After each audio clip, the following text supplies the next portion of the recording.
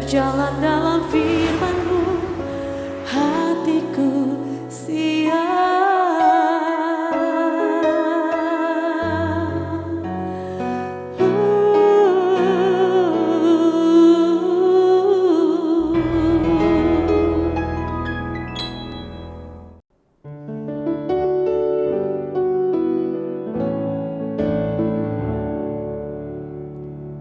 Salam, God lover yang dikasih oleh Tuhan, apa kabar? Kiranya semua dalam keadaan bersuka cita, keadaan sehat, terlebih ketika bisa berkumpul bersama dengan keluarga di rumah, itu sungguh sesuatu yang membahagiakan. Saudara-saudara yang dikasih oleh Tuhan Yesus, apapun yang kita alami sepanjang hari ini, tidak semuanya berjalan dengan lancar, dengan baik, bahkan masih jadi beban dalam pikiran kita.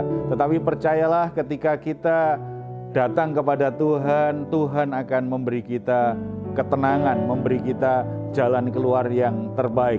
Tuhan Yesus sendiri sudah berkata kepada kita, marilah kepadaku semua yang letih lesu dan berbeban berat, aku akan memberi kelegaan kepadamu. Percaya janjinya ya dan amin. Mari kita datang kepada Dia. Bapa di surga, kami ucap syukur karena anugerah-Mu sempurna dalam hidup kami. Dalam Yesus Kristus kami diberi sebuah kemuliaan hidup, diberi anugerah yang begitu luar biasa.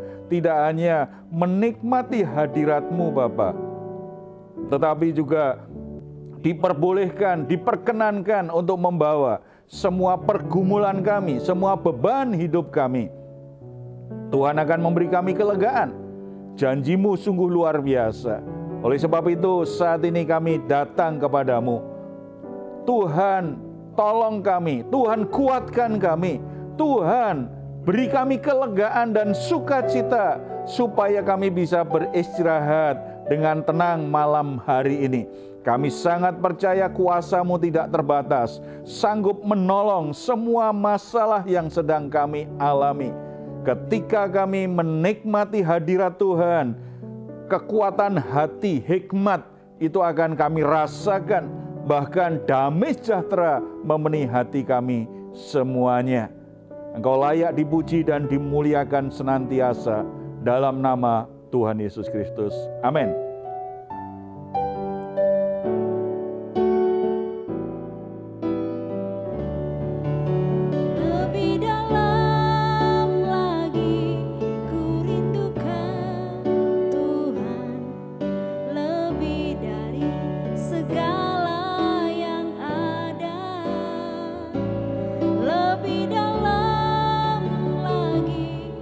Cinta Kau Yesus, ku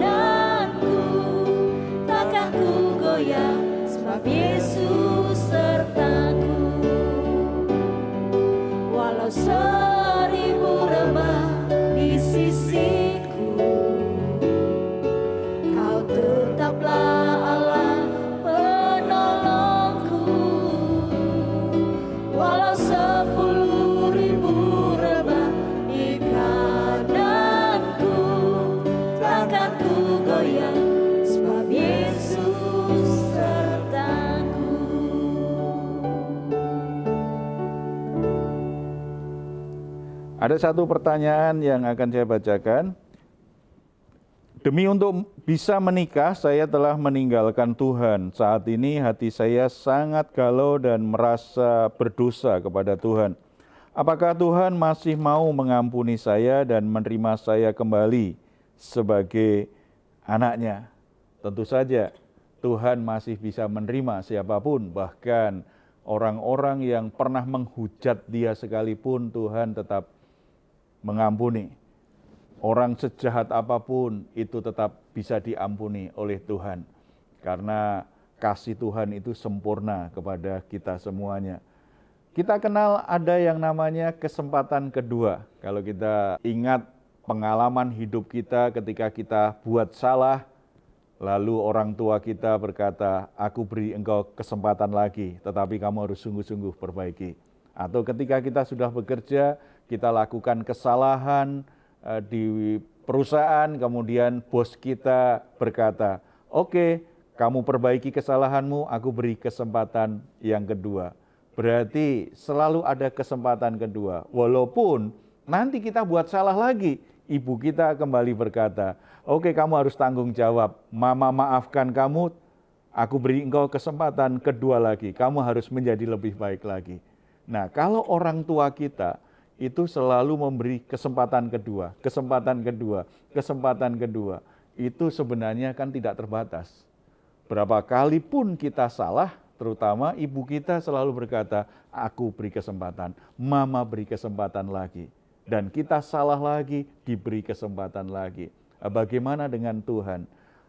Ibu kita yang tidak sempurna saja, mau memberi kita kesempatan berikutnya supaya kita tidak terus gagal, tidak terus salah. Apalagi Bapa kita di surga. Dia pasti mau memberi kita kesempatan yang kedua, kesempatan berikutnya sampai kita sama sekali tidak gagal. Sampai kita tidak buat salah lagi. Mari kita lihat ada satu bagian di Alkitab, kita bisa melihat kisah Musa.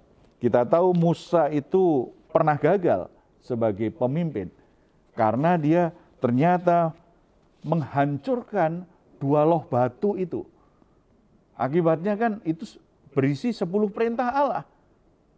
Tulisannya jadi hilang kan karena dihancurkan 2 loh batu. Tetapi ternyata Tuhan memberi kepada Musa kesempatan kedua untuk memperbaiki supaya rencana Tuhan tentang 10 perintah itu terus bisa diajarkan dan dipraktekkan di kalangan bangsa Israel di masa itu. Keluaran pasal 34. Saya akan bacakan ayat 1 dan 2. Berfirmanlah Tuhan kepada Musa, pahatlah 2 loh batu sama dengan yang mula-mula. Maka aku akan menulis pada loh batu itu segala firman yang ada pada loh yang mula-mula yang telah kau pecahkan. Bersiaplah menjelang pagi dan naiklah pada waktu pagi ke atas gunung Sinai. Berdirilah di sana menghadap aku di puncak gunung itu. Berarti kalau kita perhatikan di sini, kesempatan kedua di hadapan Tuhan itu sebenarnya kasih karunia. Tuhan bisa saja pilih yang lain selain Musa. Apalagi kalau kita lihat Musa punya masa lalunya itu ketika Tuhan panggil, kan banyak sekali berdalih. Musa punya banyak kelemahan dari sisi pribadinya.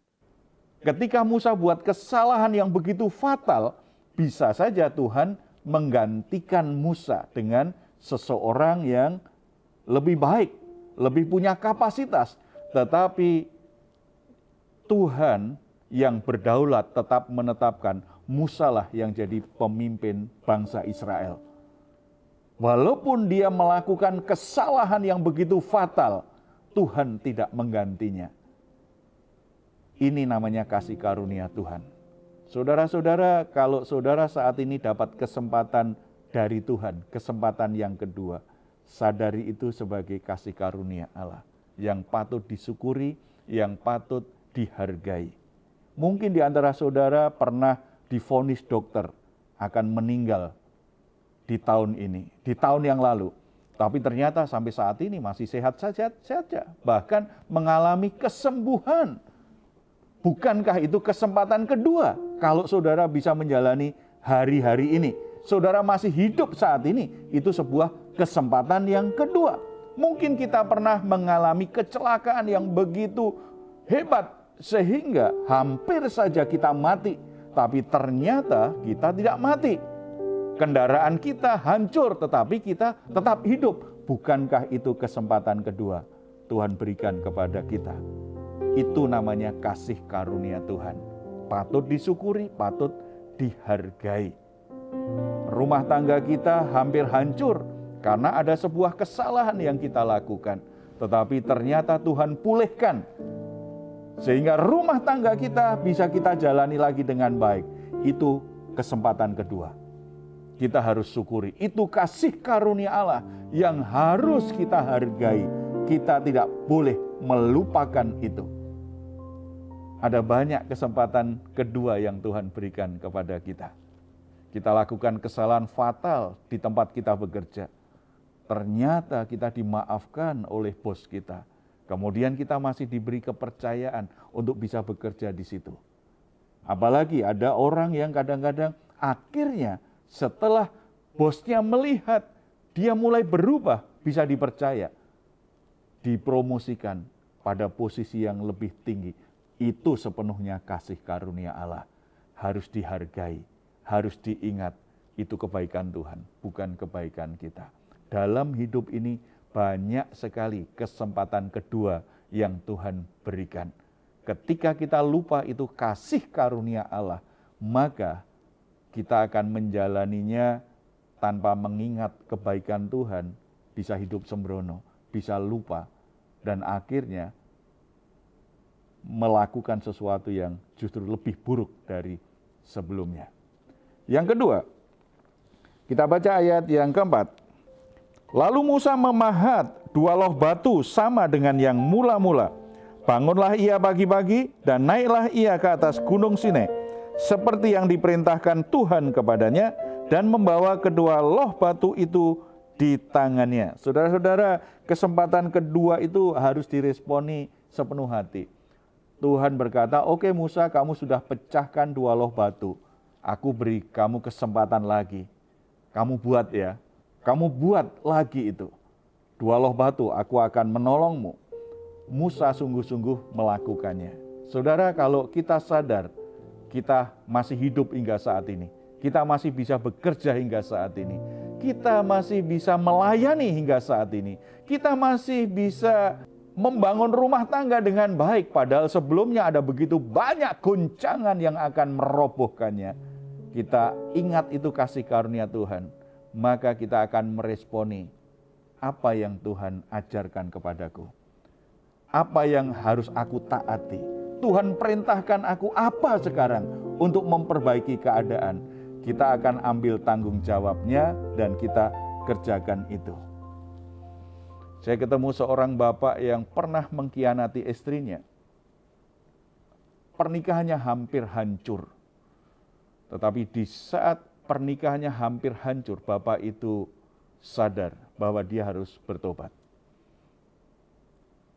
Dia bertobat di hadapan Tuhan, dia berdoa sungguh-sungguh supaya istrinya bisa memaafkan dia. Tidak langsung cerita sih, sebab kalau kita bertobat, kita ngaku dosa di hadapan Tuhan, lalu langsung cerita pengkhianatan, perselingkuhan kepada istri pasti marah. Perlu didoakan dulu supaya istrinya juga dilembutkan hatinya oleh Tuhan. Setelah ada kesempatan dia cerita kepada istrinya kaget, sedih, marah, campur aduk. Tetapi dalam keadaan seperti itulah karena Roh Kudus bekerja untuk memulihkan pernikahan mereka. Istrinya sedih dan marah, tetapi dia masih memberi ruang kepada suaminya untuk memperbaiki diri. Dia berkata, kalau kamu sungguh-sungguh mau bertobat dan tinggalkan perempuan itu, aku beri 2 syarat. Yang pertama, kita harus konseling nih. Kelihatannya kita ada masalah dalam pernikahan kita. Saya nggak tahu itu apa, kok sampai kamu tega berkhianat. Mungkin ada hubungan kita yang sebenarnya bagi kamu tidak berjalan dengan baik, tetapi bagi saya itu mungkin baik. Kita perlu ada orang yang menolong kita untuk memahami situasi pernikahan kita. Syarat yang kedua, mulai hari ini kamu antar aku bekerja. Antar pulangnya jemput. Karena sudah bertahun-tahun mereka jalan masing-masing bekerja. Suaminya, oke kalau begitu, aku sungguh-sungguh ingin bertobat. Kapan mulainya? Orang yang sungguh-sungguh ingin bertobat, ketika sadar ada kesempatan kedua diberikan, dia akan mau bayar harga. Aku harus lakukan apa? Aku akan kerjakan. Aku akan sungguh-sungguh lakukan. Nah, kalau umpama suami tadi belat-belit itu, cari alasan untuk tidak memenuhi permintaan istrinya, kira-kira istrinya percaya nggak bahwa dia sungguh-sungguh ingin bertobat? Nanti dulu. Tetapi dia sungguh-sungguh lakukan itu. Sehingga dia datang kepada konselor pernikahan, dia konseling, kemudian mulai paginya dia bangun lebih pagi. Lalu mengantar istrinya bekerja, baru dia ke kantornya. Pulangnya juga begitu, dia jemput lagi. Padahal arahnya berlawanan. Itu membuat dia lebih capek. Capek yang dia alami saat itu sebagai bagian dari pertanggungan jawab dia. Karena dia tahu bahwa dia sudah buat salah. Dia ingin memperbaiki kesalahan itu. Orang-orang yang sadar mendapat kesempatan kedua, itu harusnya seperti itu. Semakin bertanggung jawab dengan hidupnya, semakin bertanggung jawab. Nah, kalau misalnya konteksnya soal kesehatan ini, orang kena penyakit akibat dia senang dengan makanan tertentu, misalnya begitu. Lalu dokter sudah vonis nih, setelah sehat kamu nggak boleh lagi ya makan durian ya, misalnya begitu. Ya, sebab bisa fatal lagi ini, gitu ya. Ini hanya contoh ya. Bagi penggemar durian jangan tersinggung. Saya juga penggemar. Ya, misalnya begitu ya. Tetapi ini bisa fatal karena penyakitnya sebelumnya, misalnya seperti itu ya. Nah, ketika dia tahu Tuhan akhirnya beri mujizat kepada dia, dia bisa sembuh, dia kembali sehat. Kira-kira dia sembrono enggak? Karena aku kan suka. Kan enggak. Kalau dia sungguh-sungguh menyadari itu kasih karunia Tuhan, kesempatan kedua itu kasih karunia Tuhan. Aku hampir mati nih. Tuhan beri kesempatan aku bisa sembuh. Maka dia akan lebih bertanggung jawab dengan hidupnya. Bahkan saya ketemu hamba Tuhan, gagal ginjal. Pola hidupnya yang sangat buruk. Akhirnya dia ada masalah dengan ginjalnya sampai akhirnya gagal ginjal. Dia ada masalah, dia harus cuci darah secara rutin. Termasuk dia harus pakai mesin sendiri gitu untuk cuci darah itu. Sedemikian rupa. Tetapi dia sadar, saya hidup Pak Heru ini merupakan kasih karunia Tuhan. Harusnya saya sudah mati tahun-tahun yang lewat. Kalau sampai saat ini saya masih hidup, walaupun jadi sangat repot sekali kemana-mana harus nenteng mesin untuk cuci darah itu nggak enak. Setiap 5 jam dia harus cuci darah sendiri. Tetapi selama Tuhan masih beri saya kesempatan hidup, berarti saya harus manfaatkan ini untuk bisa melayani Tuhan. Untuk bisa beritakan firman Tuhan. Dia tantang saya, Pak Heru kalau mission trip ajak saya. Saya masih kuat, sehari khotbah 3 kali sampai 5 kali kuat Pak. Semangatnya besar sekali, karena apa? Dia tahu, dia sudah menyia-nyiakan perjalanan hidupnya di masa-masa yang lalu sampai akhirnya dia sakit. Musa, sungguh-sungguh dia kerjakan itu. Dia buat 2 loh batu itu, dia pahat betul itu. Berarti nambah pekerjaan kan, dia kerjakan karena dia tahu saya beroleh kesempatan yang kedua. Saya tidak akan sia-siakan. Saya tidak akan biarkan saya buat kesalahan lagi. Saya akan ikut Tuhan. Saya akan taat apa yang Tuhan mau dalam hidup saya. Dan yang ketiga, berarti dia sadar itu untuk memperbaiki diri, ayat 11.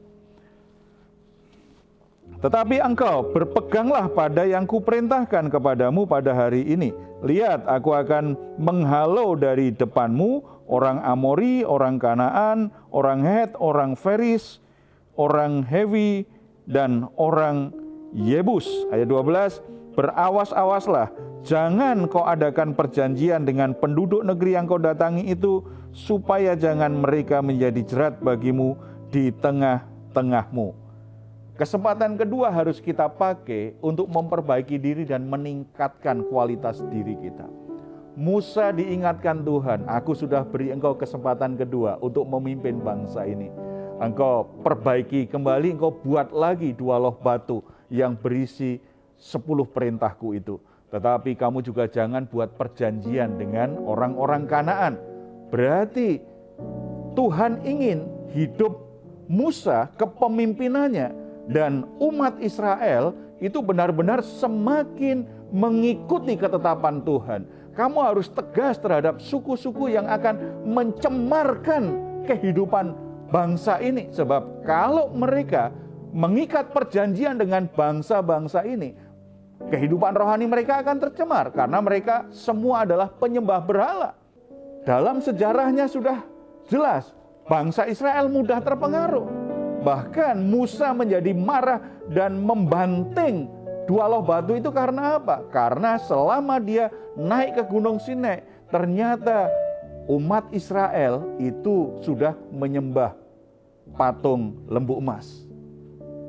Berarti sesuatu yang serius. Kamu harus tingkatkan kualitas rohani umat ini. Jangan sekali-kali buat perjanjian. Kamu harus benar-benar waspada. Berarti setelah diberi kesempatan yang kedua, Musa mulai sadar dia harus meningkatkan kualitas rohaninya. Perbaiki hal-hal yang membuat mereka kok tidak setia, mereka tidak komitmen dengan Tuhan apa. Dia perbaiki. Saudara-saudara, bisa jadi kita sakit, kita bangkrut, kita alami masalah karena kita sudah terlalu jauh dari Tuhan. Karena kita mengandalkan diri kita, merasa nggak butuh Tuhan. Toh begitu ketika kita ambruk, ketika kita terpuruk, Tuhan tidak pernah buang kita. Ketika kita akhirnya bertobat kembali kepada Tuhan, dengan tangan terbuka Tuhan menyambut kita kembali. Tuhan pulihkan hidup kita. Itu kesempatan kedua. Bukan berarti saudara boleh menyia-nyiakan itu. Tingkatkan kualitas hidupmu. Tingkatkan kualitas rohanimu. Engkau harus terus bertumbuh dalam Tuhan, semakin mengenal kebenaran Tuhan, semakin hidup di dalam kebenaran itu, bahkan akhirnya persembahkan hidupmu untuk menjadi alat kemuliaan bagi nama Tuhan. Kita bersatu dalam doa. Bapa di surga, kami ucap syukur karena dalam Yesus Kristus kami selalu diberi kesempatan kedua. Begitu banyak kami jatuh, begitu banyak kami sudah menyimpang dari jalan-Mu, tetapi oleh kasih karunia-Mu Engkau tetap membawa kami kembali ke jalan yang benar. Engkau tetap menolong kami supaya kami kembali ke tempat yang seharusnya. Terima kasih Bapak, sungguh luar biasa kasih karunia-Mu. Terima kasih untuk kesempatan yang kedua yang Tuhan berikan kepada kami. Tuhan sembuhkan kami, Tuhan pulihkan pernikahan kami, Tuhan pulihkan pekerjaan kami, Tuhan pulihkan bisnis kami, Tuhan pulihkan hal-hal tertentu dalam hidup kami, sehingga semuanya bisa berjalan dengan baik saat ini. Itu merupakan anugerah Tuhan, itu merupakan kesempatan kedua bagi kami untuk memperbaiki diri, untuk meningkatkan diri, untuk memperbaiki diri, untuk meningkatkan kualitas hidup kami, terlebih kualitas iman kami, kualitas rohani kami, supaya kami semakin mencintai Tuhan lebih dari apapun di dunia ini. Kami semakin berkomitmen, tidak mudah untuk melupakan apa yang sudah kami janjikan. Tekad kami kuat untuk berjalan dan mengikuti Tuhan apapun yang terjadi. Bapa di surga, hamba-Mu berdoa untuk saudara-saudara yang mendapatkan kesempatan kedua dari-Mu Tuhan. Orang-orang yang Tuhan sudah sembuhkan, padahal mereka secara medis sudah diramalkan tidak akan bertahan. Tetapi ternyata jamahan Tuhan menyembuhkan mereka, memberikan mujizat kepada mereka. Tuhan, kiranya Roh Kudus menolong mereka supaya mereka tidak menyia-nyiakan kesempatan keduanya. Mereka tidak lagi sembrono dengan kesehatannya, tetapi mereka boleh mempersembahkan tubuhnya untuk memuliakan nama Tuhan Yesus Kristus.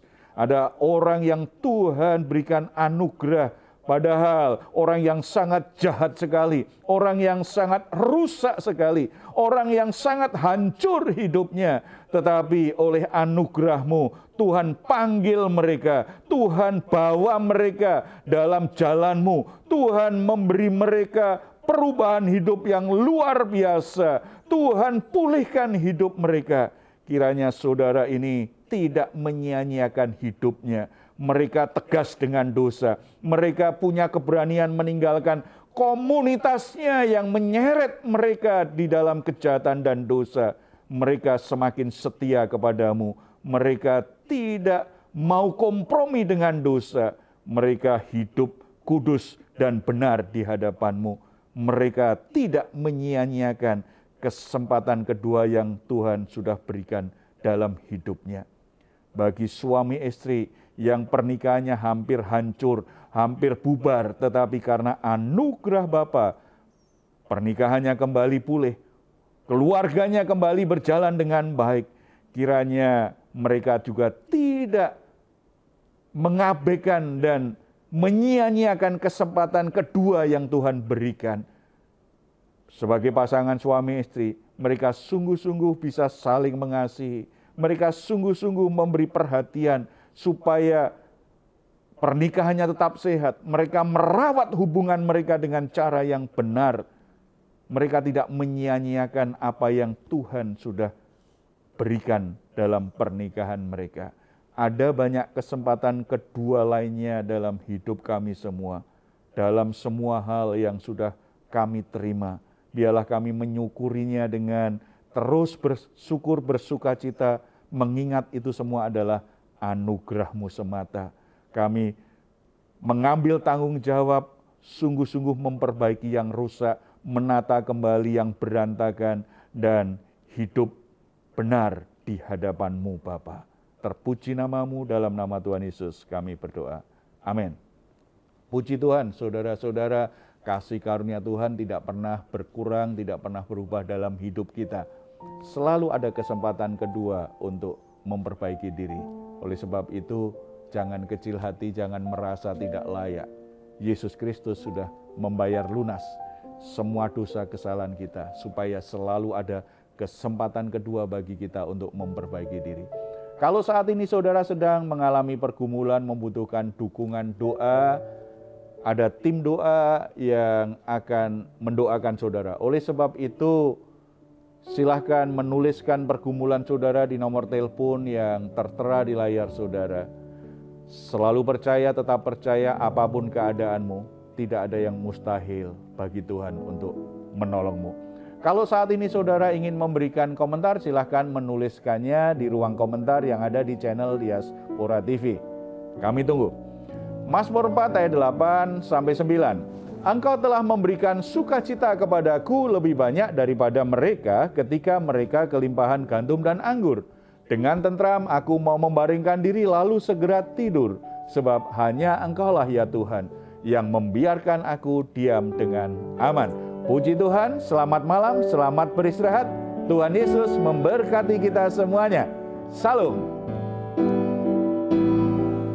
Walau 1000 rebah di sisiku, Kau tetap